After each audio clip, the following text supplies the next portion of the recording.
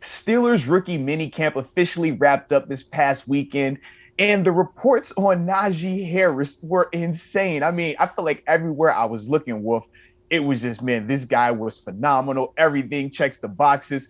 But before I got into, my just love affair for those comments, those, reports coming out about Najee, I wanted to open up the floor to you because you are the birthday boy, the big That's right. 6'3" I'm today. I'm So, Pete so a, Rasosky or Damani you know, Dawson. so Two I said fingers I now. can't just speak over you today. No, no, no, no, no. You get first dibs on Najee Harris. So by all means, Mister, the floor is yours. What a gentleman you are, indeed. So, yes, I am 63 today. Thank God for those 63 years. I appreciate it. And we hope for some more coming down the line here. But indeed, Mm-hmm. you talk about number one, the orientation or the rookie minicamp. Arthur, I got to tell you something. Think about a year ago. There really was, you didn't have much. I mean, there's got to be joy with the brotherhood coming together, even though it's some rookies and there's some guys that are, just recent additions and so forth to the roster. But just the fact that guys are getting together and being able to do so in person and being able to do so without the mask has got to be something that all of them down there have to be like just a little giddy, because you know what? Football's around the corner, and it's like turning a new corner and giving a fresh jolt of juice to the whole Pittsburgh community. Yes, indeed. And you hit on it right there when you talked about the difference of virtual versus in person. There is a premium. There is a reason why you always want to meet in person. When you're able to just connect with these guys and have that nonverbal communication that takes place in these meeting rooms, that nonverbal communication that takes place on the football field, being able to just really be hands-on and just show the minutia and the detail that's associated with every single part of a play call. You can't do that virtually at a high level. But man, when you get these guys in the facility like they've been able to do, man, this is what you love. This is what football is. This is what makes us all excited about the off seasons. And then, like I said, you just add to the fact that you got Najee out here making one-handed catches, smiling, just looking like the man that we think he truly can be. It was just a sight to be seen, man. I'm excited about it. How about this, Arthur? I got a kick out of the young Najee. He says, "Boy, oh boy, I'm looking up there, and you got all these boosters up in the balcony there." God bless him. That's great. I'm glad. I am so thrilled that he's here and he's part of it. But you think, no, those were sports writers, or those are, stuff like that. But it's great because yes, this young man, he embodies, in essence, the turnaround between him and Fryermuth. And then, of course, with the two big offensive hogs that they drafted too, there's a rededication to having a change in that offense. And it's going to be fun to watch. But I love the fact that you've got a 3-down back. You got a guy who can carry the rock, catch the rock, and drop anchor like a rock and take on one of those blitzers. And he's capable of all those. I really believe that this is going to be – I'm excited to see what this guy's capable of doing. Let's put it that way. Yes, indeed. And in the words of Coach Tomlin, physical conditioning precedes everything else. That was the first thing that I saw in terms of the reports about Najee. They talked about how just in great shape he was. So knowing that, man, I just feel like that this is a great introduction to him to the organization from a football player standpoint, because obviously beforehand it was just, the pomp and circumstances of him being a collegiate athlete, but to see him still be able to remain at a high level of conditioning through all of this, I thought that was really good. But I wanted to get your thoughts on something here. So after the mini camp wrapped up, Najee's doing his media thing. He made some comments about how it was easier doing his first rookie mini camp than compared to his time at Alabama. And it got me thinking back.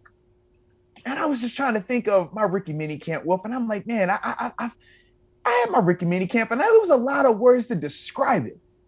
I don't think easy would have been one of them, but I said maybe I'm an outlier. So I was like, let me hear from you first, the birthday man. Like how was your rookie mini camp experience? Times are a-changing, Arthur. You're exactly correct, my friend. Let me tell you how it went. We had rookie orientation, not officially minicamp, right after the draft, the next week, right? So they say, fly into Pittsburgh, and they set up the tickets, get the limo, the airport limo from Pittsburgh Airport to, the Hilton downtown, which was at the point then. I'm thinking, wow, this is big time. I fly in there. They send me a ticket. I take the airport limo, and I go down to the Hilton. Well, the airport limo is nothing but a Pat bus. That's it. It's a big, huge bus. And I'm looking around. Where's the limo, man? Where's the limo? Oh, no. You're down there, and boom, off we go. And that weekend, I'll tell you, this is what ended up. We were on the field with helmets. We had T-shirts. We didn't even have jerseys. We had shorts and artificial turf shoes. We were on the turf, and let me tell you something. We ended up doing live, I kid you not, live one-on-one pass rushing.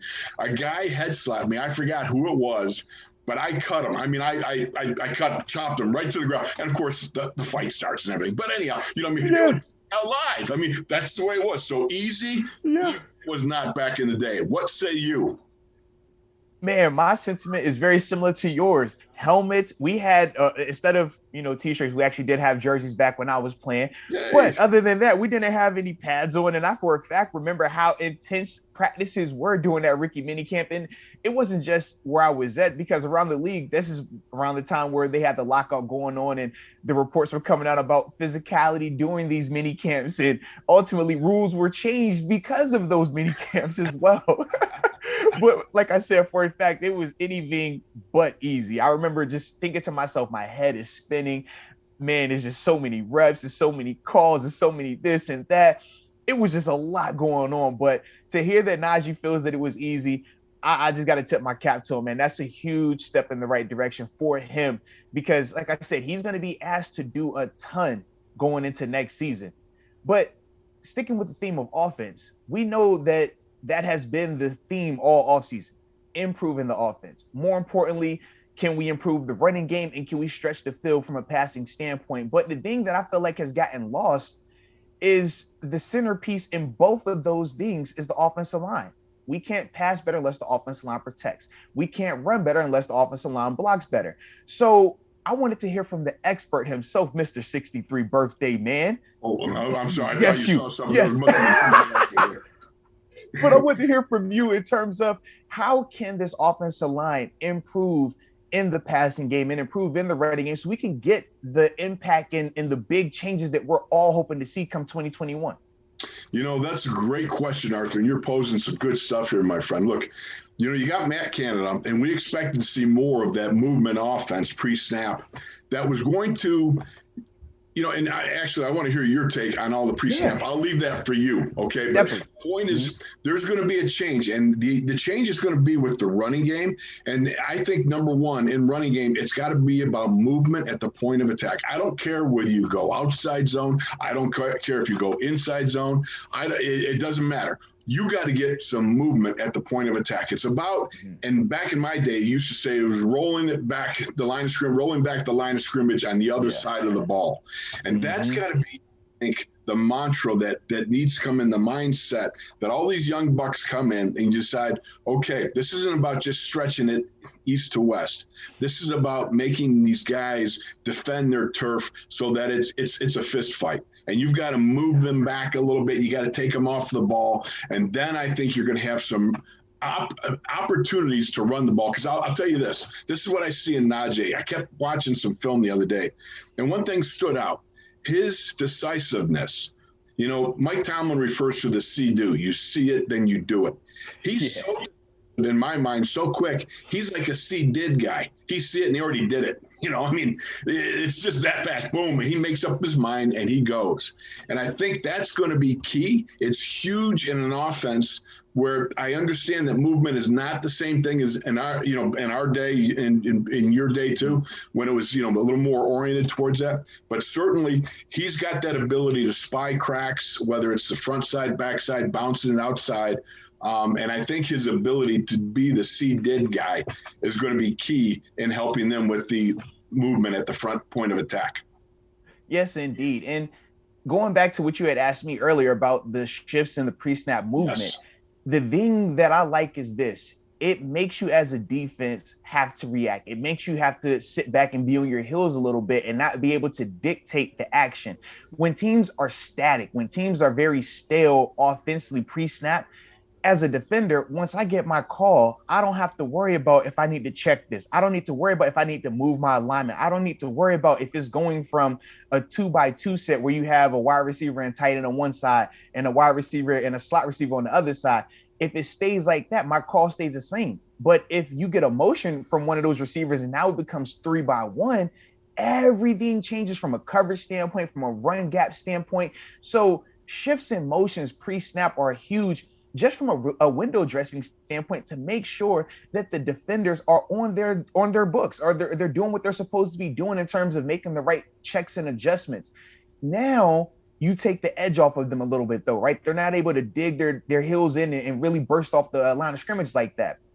But the second thing that I would say is this: you can't get solely enamored with the shifts and motions, because sometimes shifts and motions will equate to just lateral plays. Lateral plays is what we saw last year when you talk about releasing the ball within 2 seconds on a pass play or screen plays, down passes. Those are all sideline to sideline. But if you're not stretching teams vertically as a defense, we're just going to pack the box and play. All right, you throw that ball real quick, we're just going to tackle the catch. And we saw that transpire at the end of last season.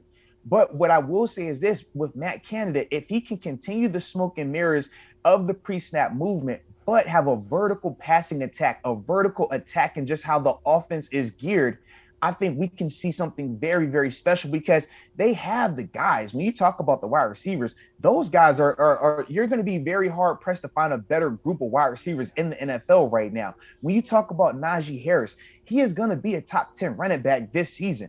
He already has that just off of what his God-given ability. He just has to stay healthy. That's going to be the big thing at the NFL level, right? But offensive line, if they can get that movement that we both talked about, man, they can start to do some things vertically that will really put defenses in a bind just based on the personnel that they have. So to me, I think that's going to be the more pressing thing right there.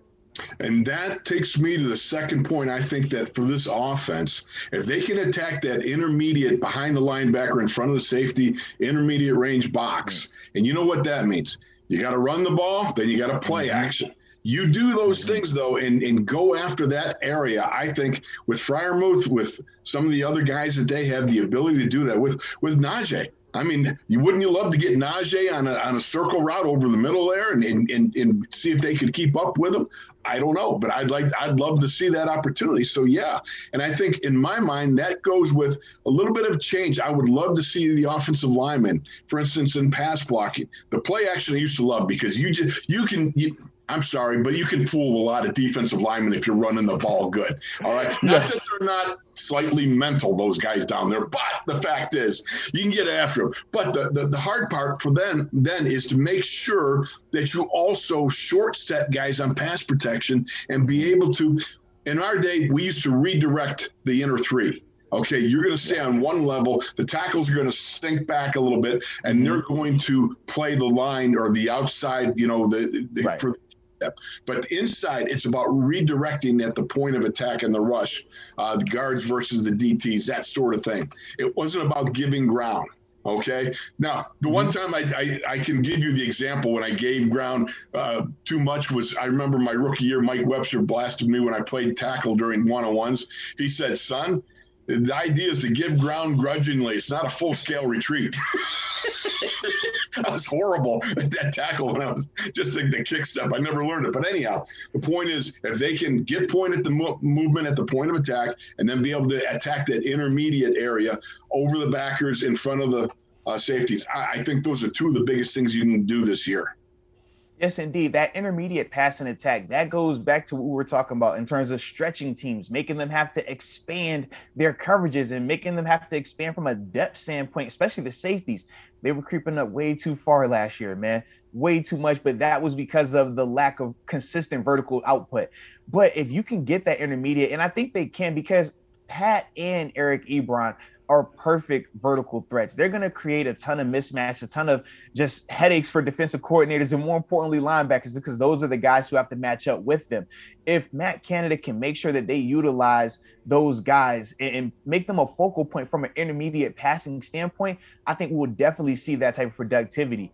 But sticking with the theme of your pass rushing blocking, right? Or excuse me, you're blocking my pass rushing. It got me thinking about the captain. Not Big Ben, because we know that's the captain, but our other captain. And I'm talking Cam Hayward, man. He was doing his media tour. You know how he every once in a while the big man goes up there and talks to the media. Oh, yeah. And he was talking about just the importance of the pass rush and the impact of Bud Dupree and how he ultimately freed him up from a lot of double teams. And I think me and you both would agree that anytime you single block Cam, I don't care which offensive lineman it is, they're not winning a high percentage of those reps. So we're all for finding Cam ways to get single blocked. And he was just talking about how Bud really was the catalyst in helping him with that. So it got me thinking as we transition to the outside linebacker group, outside of TJ Watt, can Alex Highsmith, can Quincy Roche, Calvin Bundage, Cassius Marsh, can that group of guys provide that same level of productivity so guys like Cam Hayward and Stephon Tuitt aren't having to deal with double teams? Now, when I first thought of it, because, you know, even though you're the birthday guy, and I would love to start with the offensive lineman here, the outside linebacker fraternity that I'm a part of would kick me out if I ever allowed an offensive lineman to talk pass rush before us. I'm just sorry, all right? I'm sorry. So even though it's your birthday, and you know I love you, I got to do this, all right? That's all right, my friend. You roll with it. But when I'm thinking of those guys, I do anticipate somewhat of a drop-off, solely because I understand how difficult it is to be a double-digit sack guy, and that's what Bud Dupree was those past 2 seasons. But I do think that if Alex Highsmith can play at the level that we saw him, he flashed at times, right? We saw him display some nice rushing ability. We know he was a very smart player in coverage. We saw the adjustment he made against Baltimore where he got the interception. We see those parts of his game. The biggest thing is going to be, can he do it on a play in and play out basis over a 17-game span?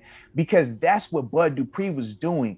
And like I said, I think that Alex is going to be able to do something similar to Bud, but this first year, I do anticipate it being a little bit of a drop-off. And it's not a knock on those other guys in terms of your Calvin Bundages, in terms of your Quincy Roches, Cassius Marsh, et cetera. It's just that they're young. And it took Bud, 3 years realistically to become the player that he was. And that was with him being a first-round draft pick. Whereas these other guys, they don't necessarily have the same level of pedigree, but the expectations coming into this season from that group as a whole are going to be similar. And that's the part where I just don't feel like they're going to be able to live up to it all the way. But now that I've given my spiel, I'm off my soapbox here. Let me hear from you, Mr. Birthday Man. Here's what I think. You think about, you got Captain Cam out there. You watch him. Yeah. He gets cocked in that, nice 2-eye. He's playing a 2 technique inside eye on the guard. He's got the center there. Oftentimes they went wall because you know what? You got the center coming over and because he's gapped on him and everything. And I like the idea that you can get Cam one-on-one with a center because as Cam put it, the other day, he said, there ain't no center in the NFL that can take me one-on-one. I can whoop them all, and I believe him. Yes. The fact of the problem is when you have that talent like Bud, that makes that guard, he don't want to sit there too long with the center. If he can get the center locked on, so Cam is just doing the 4-wheel drive, he's going to have his eyes to the fast guy, looking to see, does my tackle need some help? And that's where I think Cam is just going to have to, he's going to have to grin it and bear it. He's going to have to fight his way through it. It's going to be one of those things where that 4-wheel drive bull rush that he's got with the nice arm extension, the stab, that is going to be huge. And he's going to have to keep working it. And the problem is, I don't know that he's going to be able to, get himself one-on-one with that center too much. So, like you said, I would think that maybe you're going to see more games on that side, twists, things of that nature, because of the fact you don't have the threat of a Bud Dupree out there, that it makes it very hard on Cam to get locked onto the center one-on-one. That's just a thought. Alex might surprise both you and me and just tear it up. And hey, God bless him. That's what we want. Absolutely. Yeah. Whether it's that or they start to run more twists, it is something you got to think about if you're Cam and, of course, the defensive coordinator, Keith Butler. Yeah, and I'm glad you brought up the thing about the twist. That is very true. When you don't have the guys that are winning consistently one-on-one, there are two ways that you combat that. Is number one, you go with the twist games, which you just broke down. And the second thing is you blitz more. So with the Steelers, I don't anticipate the sack number as a total going down. I still think they're going to continue to be in those 50s and up. But the way that we could see them potentially doing it now could look more like 2014, 2015, where we were more blitz oriented, everybody getting 4 and 5 sacks here and there, versus what it was the past 2 years where you see, okay, this guy has 10 sacks, that guy has 10 sacks, this guy has 10 sacks. So I think that part could be a little bit different, but as a whole, the pass rush is going to work. They just have to figure out in which way they're going to do it. Every rush has its pros and its cons, right? If you talk about running games, it's pros and cons to that. If you talk about just guys winning one-on-ones, it's pros and cons to that. And we know the pros and cons associated with blitzing in terms of the strain that could potentially put on your secondary. But either way, Coach Butts, man, he's going to find a way to get that group going the way that it needs to go. So I'm excited about it. Man, like I said, it's going to be a good time, baby. Well, here's the thing too, that if I'm to it, and you're looking on and going, okay, so they're going to go have the wall on Cam. Like, time to go. This is your moment. It's your time. You got to win those one-on-ones. And I like the fact that you got to it and you got TJ Watt over there. That would be good. That's a good thing. That's why I said I'm so excited about it, because however offenses try to block them up, just seeing the cat and mouse, the adjustments that are going to be made and the different opportunities, if you slide in the can, what that does for TJ and to it, that's why for me, I'm just like, I'm excited because it's going to be fun. It's going to be a sight to be seen, and guys are going to emerge from this. I'm excited to see how Alex Highsmith handles this challenge. I want to see how he views himself, and when he sees, okay, offense is not doubling him, offense is not sliding towards him, that's disrespect. At the NFL level, you should feel disrespected as a pass rusher if teams aren't sliding protections to you, if they're not having tight ends and running backs chip you. That should be how he feels. So I'm interested to see how he responds to that. So, like I said, it's going to be a fun time, man. I'll tell you this much. When they moved me out to tackle, all I remember was telling the offensive coordinator, Tom Moore, give me the chip, give me the tight end, give me the wall. I'm going to take a ball boy and put it in my back pocket and throw it at the guy, because I don't like playing tackle. Tackle was like too much out in the parking lot, man. I want to be in the close quarter combat. See? We always say, man, you interior offensive linemen and D linemen, y'all are bar fighters. Y'all are in close proximity. Me, I want space. Give me some space to operate. I want to go left and right. Don't have me in that phone booth. Indeed, brother. But before we go, man, I had two things that I wanted to just get your thoughts on, man. Obviously, current Hall of Famer Troy Polamalu just got inducted into the Hall of Fame.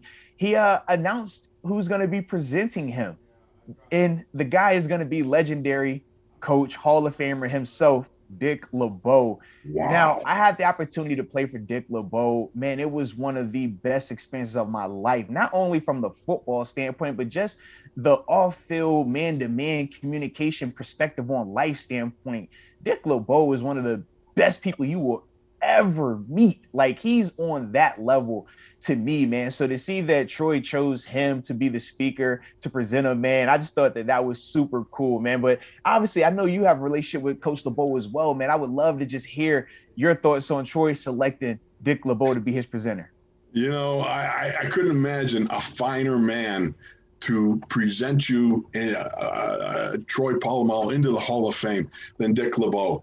I think it all was said best back in, I think, your time or maybe just before your time, when there was a question asked in the press room about did they understand the defense and the back end or whatever. And all I remember Mike Tomlin saying, Dick LeBeau. And that's all you needed to say. You understood. It comes from Coach LeBeau, and there was never a more final word on anything than when Coach LeBeau spoke about what he was talking about defensively. So I think it's fabulous. Dick LeBeau is he's a coaching treasure to the NFL. Like we were talking about John Mitchell, who was a coaching treasure. I would put Coach LeBeau and John Mitchell in the same class. They're just two extraordinary men and extraordinary careers. And I think it's a wonderful thing for Troy. I think it's a wonderful thing for Coach LeBeau. And I couldn't imagine a better twosome representing the Steelers in the Hall of Fame. Absolutely, man. I'm super excited for both of those guys, obviously being former teammates with Troy. And like I said, playing under Coach LeBeau. And before we transition to the next thing, man, in the words of Coach LeBeau, he would always start our practices like this. He would just simply say, it's a great day to be alive, man. So it's always, man. And like I said, that's just that Dickie LeBeau perspective right there. Love that guy, man. But the last thing we wanted to talk about, one of the rookies has picked a number. And yes, this number surprised a lot of people. Talking Kendrick Green out of the University of Illinois, because there's no noise in Illinois. That's right. He's officially chose number 53, baby. He officially chose it. The pictures are out. What were your initial thoughts on this, man? We know the last man to wear that 50 tray was a bad man. So talk to me, man. What were your thoughts on it? I thought it was kind of unusual. Okay, I mean, the fact was Marquise has got to be sitting somewhere down for us. Says, can a man just have a few minutes to enjoy the fact that he just finished up what's going to be, by the way, that's another Hall of Fame career coming up, Marquise Pouncey, that we'll be talking about at some point in time. But certainly, there's some pressure when you take on a number like that. But because I remember back in 1982, it was Jack Ham, the great Jack Ham, had just retired. And the next year they drafted Todd Seabaugh, third round from San Diego State. All right, and Todd was a good guy. I mean, it was back in the day, he was a teammate of mine, but they gave him 59, and there was, you look and go, well, there was a big difference there. It always reminds me, when something like that happens, I think about when I left to go to Minnesota and Rogers Freivogel, otherwise known as Pinky, the equipment manager back then, right? And he said he packed my stuff up. I appreciate it so much, packed it up, sent it to me, and sent it to Minnesota. And I said, because we were rookies together, that Tunchilkin, myself, and Rogers, we all came in 1980. And so Rogers says, I packed it up for you. And I took my time packing up. I really thought about our time together and just how wonderful it was. And I appreciate it. He says, and the good memories. I said, well, Pinky, that's nice of you. I said, how long did it take? He said, about a minute and a half.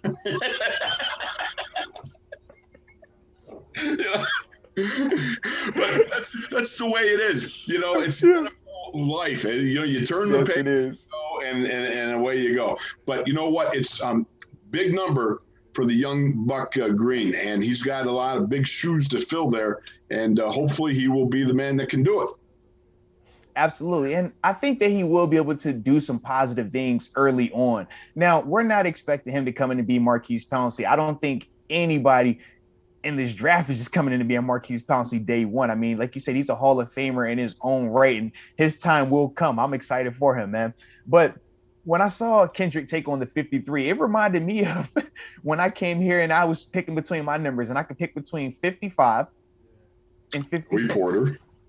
And we know 56 at the time was Lamar Woodley. The difference to me was this: Lamar had just left, like earlier that offseason, just left, where Peasy had been gone for a little while. And I said, well, one is scorching hot.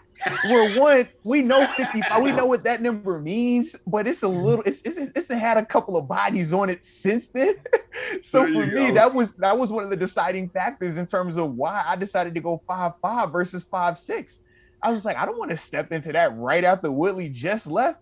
So to see Kendrick say that, hey, man, he wants that 53 and he's embracing that challenge, more respect and more power to him for that. But with that number, with certain numbers in Pittsburgh, comes certain expectations. So I just hope he lives up to it, man. But like I said, I think the kid is going to do fine. I'm excited to see him work this year, more importantly. No question about it. I love everything we've seen thus far. But as you know, and I know, that nothing happens until you put the big boy pads on with the big boys. Then we'll see how it all fleshes out. But until then, Absolutely. You can only speculate, and I think you're speculating pretty good there, Moats. Hey, well, I appreciate you and your speculation on me speculating, but more importantly, I appreciate Steeler Nation for tuning in. And until next time, here we go, Steelers.